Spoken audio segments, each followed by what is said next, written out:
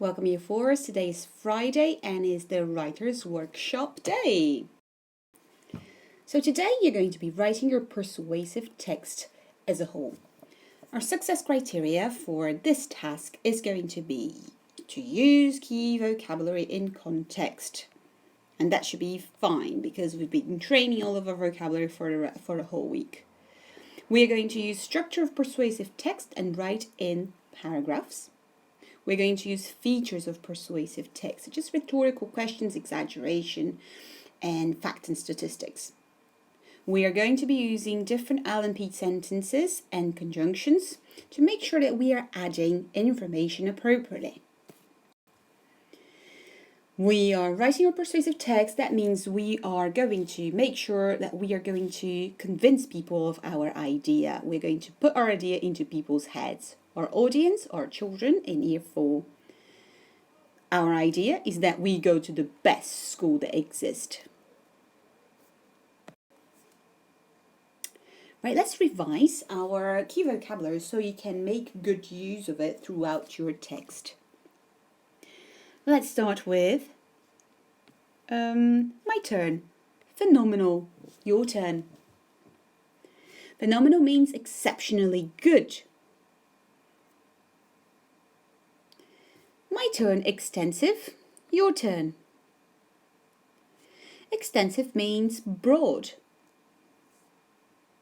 My turn, diverse. Your turn. Diverse means with a lot of variety. My turn, abundance. Your turn. Abundance means a lot, a huge quantity of something. My turn, stimulating. Your turn. Stimulating means energizing and interesting. My turn, significant. Your turn. Significant means very important. Significant buildings, significant learning. My turn, conscientious. Your turn. Our teachers help us to become conscientious students. That means that you become hardworking students, diligent students. My turn, embark. Your turn.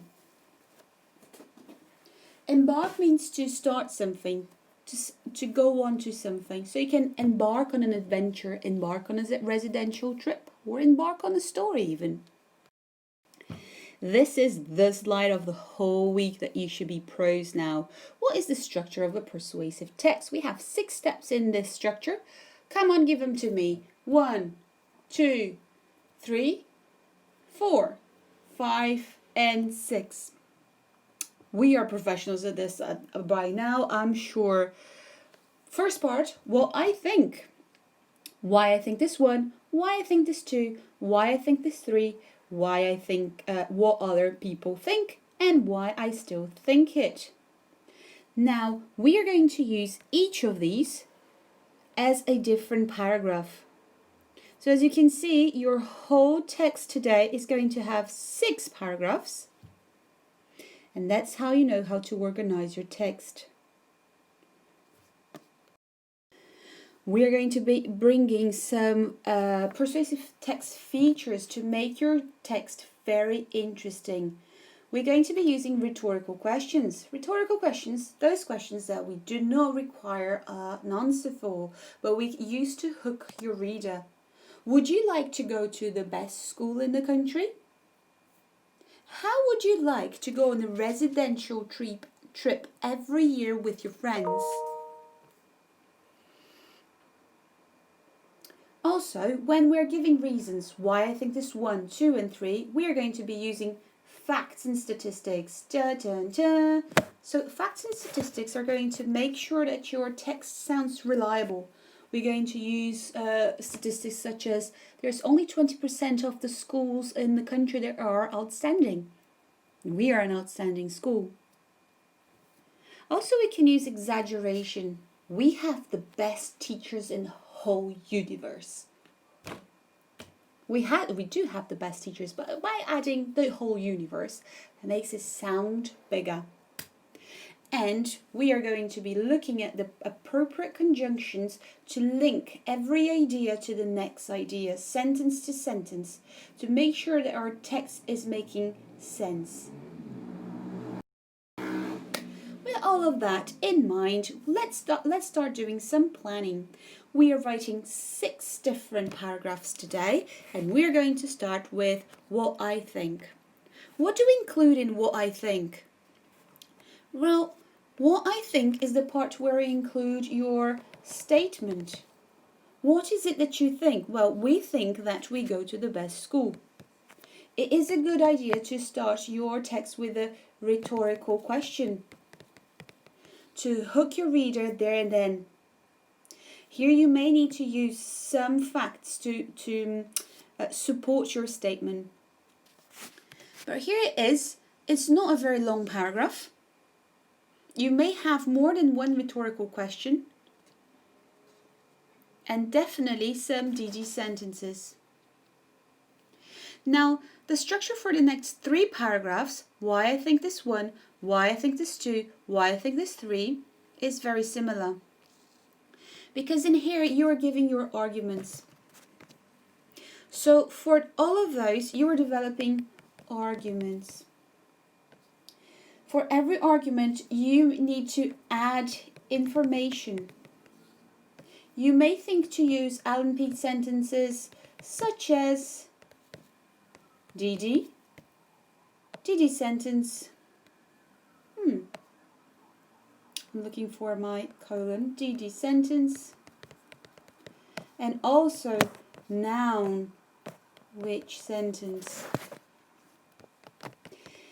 There's more in there, and you don't have to make them all DDs and noun which sentences, but you need to make sure that you're using a variety of ways to add information at this point. You're writing a lot about facts and statistics here. This is where you bring all of that information. In here, you need to make sure that you're going to have 3 different arguments, so 3 different reasons, 3 different whys in 3 different paragraphs. If you remember, on Monday we used the first paragraph, the first argument. We talked about having the best teachers. On Tuesday, second day, we did about our argument was about having the best curriculum. And finally, it was about having engaging trips and out of school experiences such as residential trips. And moving on, your 5th paragraph. So let's put it this one over here. It's a tiny one, but it's an important one. You need to acknowledge that other people may think differently. So here you're using sentence starters such as and conjunctions such as on the other hand, comma, and however, comma. If you're starting your sentence with this conjunction, make sure you have a comma before you give the rest of the idea. So if you remember, yesterday we were discussing some of the reasons why people may disagree that our school is the best. And we thought about maybe something like, on the other hand, some people may argue that we spend too many hours in our school. In this paragraph, it's very important that we use our opposing connectives to build our counter argument at the same time. Remember, we are introducing and we are validating. This is an important point, but we are not going to agree to this point. So we need to make sure that we build a counter argument there within that paragraph. Finally, what most people would call conclusion is your final paragraph. Miss, what do I include in my final paragraph? Well, to be a very good final paragraph, you need to state your statement again. So you need to bring your statement again. What is your statement? That our schools are the best. So you may be looking at the use of some conjunctions and sentence starters such as in conclusion, to sum up, in summary, and then you can state our school is the best, you need to make sure that you include all the reasons that you mention in your text. So what are the reasons that we mention in our text? We have the best teachers, we have the best curriculum, and we have the best out of school experiences. So make sure that you are renaming them all. And also, to have a very successful conclusion and yet an engaging ending to your text, we can use a technique called call for action.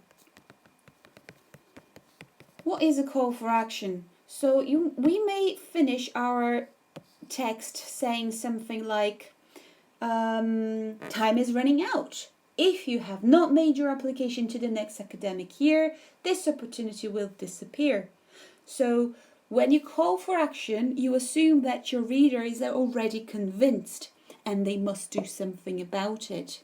So in this case, if they are convinced that our school is the best, of course they want to attend the best school because that's a rhetorical question. So at the end of the text, you invite them or you challenge them to come and make their application for the next year. Right. Make sure you have enough notes for each step of your writing today. Take them with you for your writing task. You're now very well equipped to move on. This is what your This is what your to-do is looking like today. So this is the one where you have multiple pages in there. Each page has a picture with the name of the paragraph that you're writing. So if you remember, what's the first one? What I think. After is why I think this one, why I think this two, why I think this three, followed by what others think, and finally, why I still think it. Remember, each box is a prompt for sentence types that you may include on each step. Don't worry about the title, it's already on the first page, but it's always good if you include your name so you do write your name over here. Also, as you're writing, make sure that you read your writer's checklist, your success criteria before you carry on writing, so you know you're including everything. Your text is organized into paragraphs. This is more important if you're writing on paper today, because here every paragraph is going to be separated into different boxes.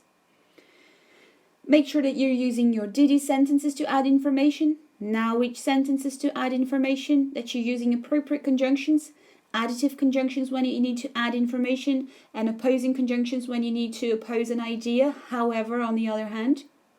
And that you're using all the features that we learned throughout this week, the rhetorical questions, the facts and statistics to support your arguments. And by all means, you need to make sure that these key vocabulary will show on you thinking thoroughly about each one of them so you can include them in your sentences. Remember, every time you hover over, you still can see what they mean.